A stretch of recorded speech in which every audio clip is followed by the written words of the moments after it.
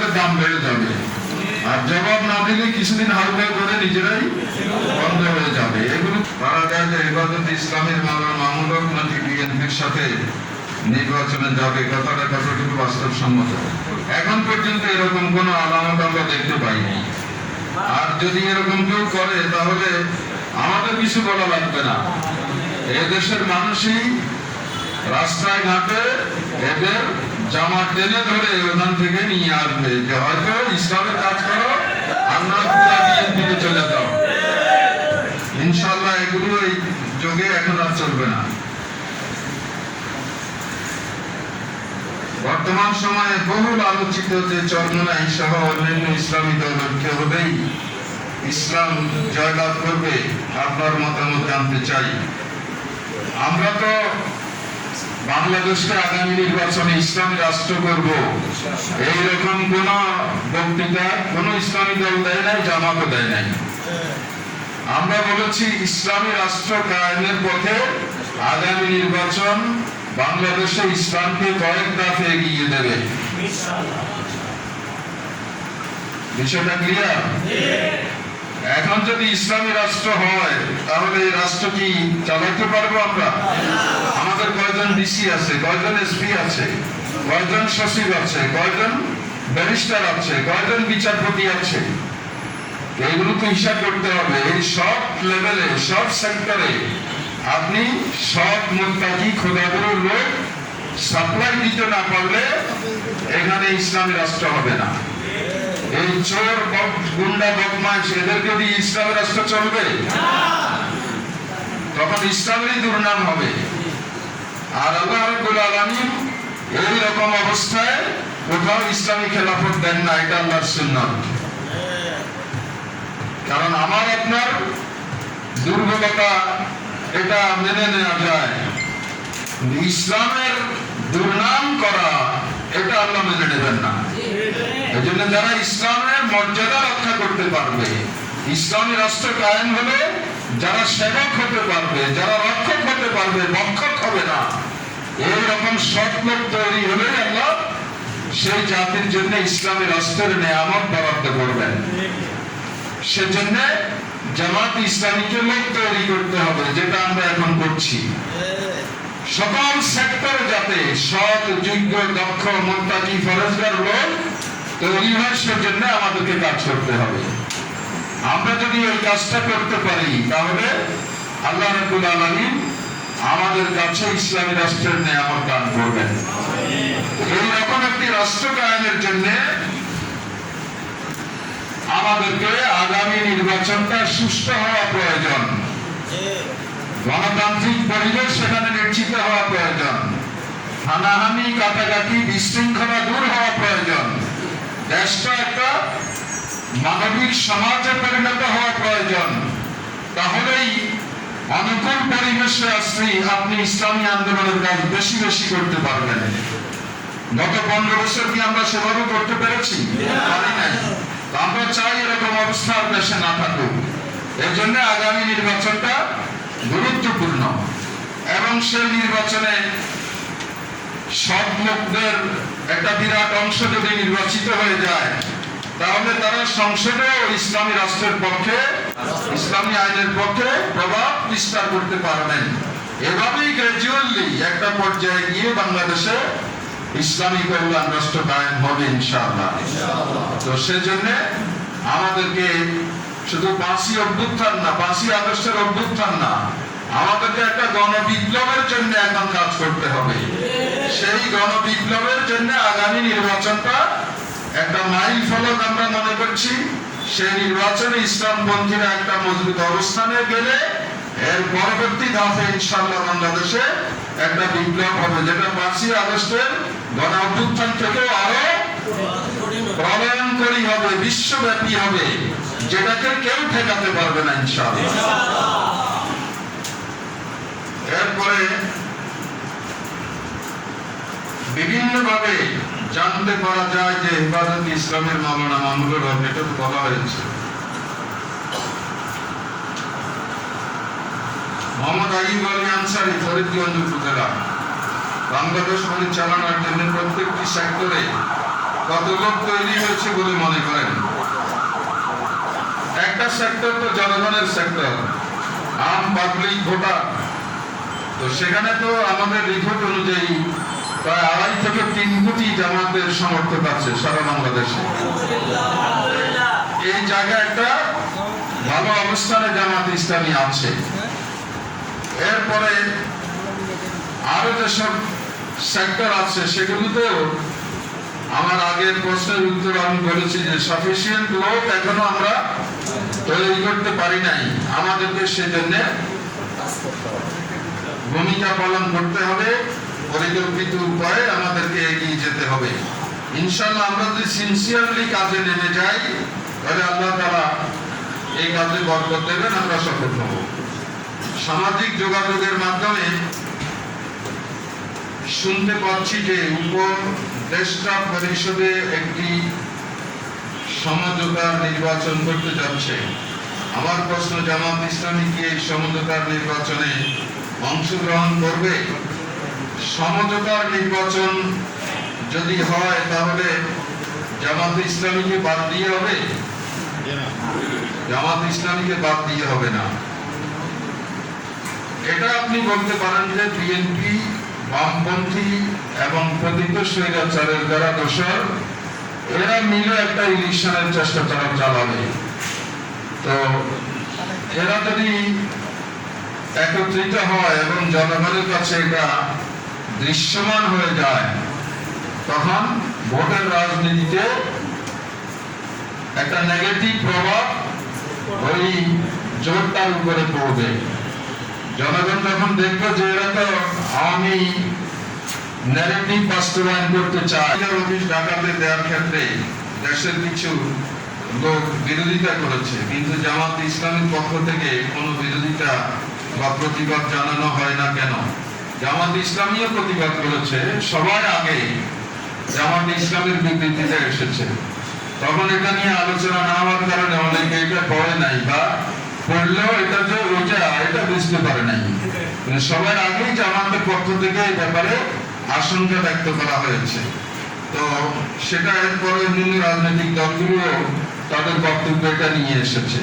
তো আমরা এক্ষেত্রে কৌশলী জবাব দিয়েছি, কারণ জাতিসংঘের এই জাতীয় অফিস বিশ্বের যে সমস্ত দেশগুলো যুদ্ধ অবস্থা বিরাজ করে সেগুলোতে এই জাতীয় অফিস খোলা হয়। আবার কোন কোন দেশে দেশের কল্যাণে, জনগণের কল্যাণে, গণতন্ত্রের উন্নয়নে, মানবাধিকার রক্ষায়ও এই জাতীয় অফিস খোলা হয়। তো এটা তাদের মোটিভের উপরে, জাতিসংঘের মোটিভের উপরে নির্ভর করবে। তো আমরা তাদেরকে একেবারে উলঙ্গ সমালোচনা করে খেপাই দিতে চাই না। দেশটা আগে স্থিতিশীল হোক, এরপরে এগুলো নিয়ে কথা বলা যাবে। দেখবো চাঁদপুরের লোক, কিন্তু আমাদের প্রতিনিধি হবে কুমিল্লার বা অন্য জেলার, এবং প্রতিনিধি না দেখে ভোট দেয়া ইসলাম সমর্থন করে কিনা না, আপনি যে সরল হিসাব করেছেন এটা এরকম হবে না। যিনি প্রতিনিধি হবেন তার ভোটের দিকটাও আমরা দেখব।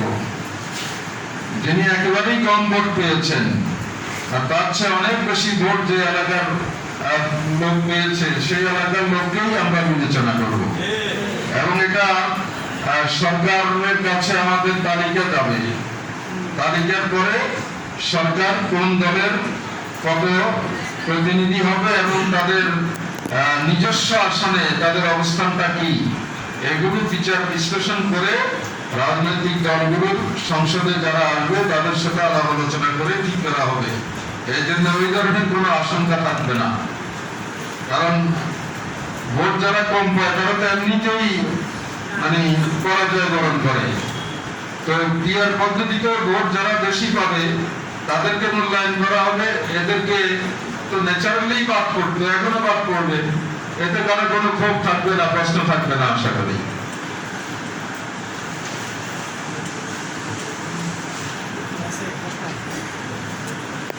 গাজার ফিলিস্তিনের জন্য ইসলামী দলের কার্যত কোনো ভূমিকা দেখছি না কেন? ভারত বাংলাদেশ সম্পর্ক বাড়ানোর ক্ষেত্রে জামাত ইসলামের ভূমিকা কি? ভারত বাংলাদেশের সম্পর্ক বাড়ানোর ক্ষেত্রে আমাদের একটা নীতি আছে, সেটা হলো আমরা কোন দেশের দাদাগিরিকে আমরা গ্রহণ করব না। রাষ্ট্র হিসাবে সব রাষ্ট্র সমান, কে বড় কে ছোট এটা দেখার বিষয় নয়, সব রাষ্ট্র সমান। সুতরাং সেখানে আমাদের অন্য কোন রাষ্ট্রের সাথে সম্পর্ক হবে সমমর্যাদার ভিত্তিতে। আর ভারত যেহেতু আমাদের প্রতিবেশী, তাদের দোহাই দিয়ে জামাতের প্রত্যক্ষ বিরোধিতা করছে, এর জবাব জানতে চাই। বাংলাদেশের বিশ্বের বিভাগ বলতে কোনো কিছু নেই। যারা এটা বলে তারা একেবারেই বিবাহকে মিথ্যা বক্তব্য দিয়ে থাকে। যে আলেম মিথ্যা বক্তব্য দেন তিনি কি আলেম হতে পারেন? আমি আর ফতুয়ার দিকে যাচ্ছি না। যারা এরকম ডাহা মিথ্যা কথা বলে, এই সমস্ত লেবাস করে, তারা আলেম কিনা সেটা চিন্তা করতে হবে। জামাতের বিরোধিতা করা এটা ভিন্ন বিষয়। একটা রাজনৈতিক দলের পক্ষে বিপক্ষে লোক থাকতেই পারে, আমরা এটাকে বড় বেশি গুরুত্ব দেই না। নিয়ে গিয়েছে এই কথা শুনে চিলের পিছনে পিছনে দৌড়ানো হচ্ছে, হাতটাকে কানে লাগানো হচ্ছে না। এইসব আলেম ওলামারা যারা বিরোধিতা করে তাদের ফয়সালা কি কাল কিয়ামতে আল্লাহর আদালতেই হবে। পার্টির এত টাকা নেই যে তারা কোন একটা পত্রিকা বের করতে পারবে। যে পত্রিকাগুলো দেশে এখন আপনারা দেখেন, এইগুলো বড় বড় সম্পদশালী লোকেরা মিলে এইসব পত্রিকাগুলো তারা বের করে। তো জামাত ইসলামী যারা ধনী লোক আছেন তারা যদি গ্রুপ ভিত্তিক অথবা ব্যক্তিগতভাবে এগিয়ে আসেন যে আমি একটা পত্রিকা বের করতে চাই, তাহলে রেজিস্ট্রেশন, ডিক্লারেশন সহ সব কিছুতে জামাতের কেন্দ্র সহযোগিতা করবে। তো আমাদের মধ্যে তো এরকম সম্পদশালী লোক কম, এই কারণে এটা দেখা যাচ্ছে না। তাছাড়া বাংলাদেশে কিছু পত্রিকা আছে যেগুলো পার্শ্ববর্তী দেশ সরাসরি তাদেরকে ক্যাশ টাকা দেয় প্রতি মাসে, যাতে এই পত্রিকাগুলো ইসলামের বিরুদ্ধে কাজে লাগাইতে পারে, দেশের বিরুদ্ধে কাজে লাগাইতে পারে। তো তারপরও আমরা আমাদের বাইরেকে উদ্বুদ্ধ করছি। আমাদের এক দৈনিক সংগ্রাম চালাইতে আমাদের নাভিশ্বাস উঠে যাচ্ছে, লক্ষ লক্ষ টাকা ভর্তুকি দিতে হচ্ছে। সুতরাং চাইলেই একটা পত্রিকা বের করা যায় না। দিগন্ত টেলিভিশন তো এটাও চালু করতে কয়েক কোটি টাকা দরকার এখন। তো তারা চাষের বিচার ও চাঁদাবাজদের বিচার হচ্ছে না কেন? এটা তো আমাদের প্রশ্ন, আমরাও এই প্রশ্ন রেখেছি। অন্তর্বর্তী সরকারের কাছে আমরা এটা দাবিও জানিয়েছি। সাংবাদিক সম্মেলন করে প্রধান উপদেষ্টার ভাষণের পরের দিনেই আমরা এগুলো প্রকাশ্যে বলেছি এবং এগুলো দাবি আদায় হওয়া পর্যন্ত আমাদেরকে রাজপথে থাকতে হবে। স্থানীয় নির্বাচন নাকি জাতীয় নির্বাচন আগে হবে, এখন তো যা বোঝা যাচ্ছে যে জাতীয় নির্বাচনটাই আগে হচ্ছে। তারপরও আমরা স্থানীয় নির্বাচন আগে হওয়ার দাবিতে আমরা সোচ্চার থাকবো। জনগণের এই অধিকারটা যে ভুলণ্ঠিত করা হয়েছে, মানুষকে সাফারার মধ্যে রেখে রাজনৈতিক দলগুলো, বিশেষ করে একটি বড় দল, তারা জাতীয় সংসদে যাবে, প্রাধান্য বিস্তার করবে, এরপরে তাদের প্রভাবে স্থানীয় নির্বাচনগুলো হবে, অন্যরা নির্বাচিত হবে না, তাদের দলের লোক নির্বাচিত হবে। এই গুমরগুলো বাংলাদেশের জনগণের কাছে আমাদেরকে তুলে ধরতে হবে। এই জন্যই স্থানীয় নির্বাচন তারা আগে চায় না। আমাদের দাবি হচ্ছে যে কেয়ারটেকার সরকার যেটা হবে, এটার একটা অন্যতম দায়িত্ব হবে জাতীয় এবং স্থানীয় নির্বাচন দুইটাই যাতে তারা 5 বছর পর পর করে যায়। এই দাবিটা আমাদের আছে, এটা আমরা অব্যাহত রাখবো। 8 বিভাগে 8 দিনে নির্বাচন হতে পারে কিনা? হতে পারে, কোনো অসুবিধা নেই। সেনাবাহিনী যদি সেখানে থাকে তাহলে সেখানে সন্ত্রাসীরা সুবিধা করতে পারবে না। আমাদের দাবি, সেনাবাহিনীতে এখন ম্যাজিস্ট্রেসি ক্ষমতা ভোগ করছেন, ইলেকশন পর্যন্ত এটা কন্টিনিউ করে প্রত্যেকটি ভোট কেন্দ্রে সেনাবাহিনীর লোকদেরকে নিয়োগ করতে হবে, যাতে ভোট ডাকাতি বন্ধ করা যায়। আওয়ামী লীগকে কেন জাতীয় নির্বাচনের জন্য নিষিদ্ধ করা হচ্ছে না? এরা তো নিষিদ্ধ আছে, জাতীয় নির্বাচনে কিভাবে আসবে? জাতীয় নির্বাচনে আসতে পারবে না তারা।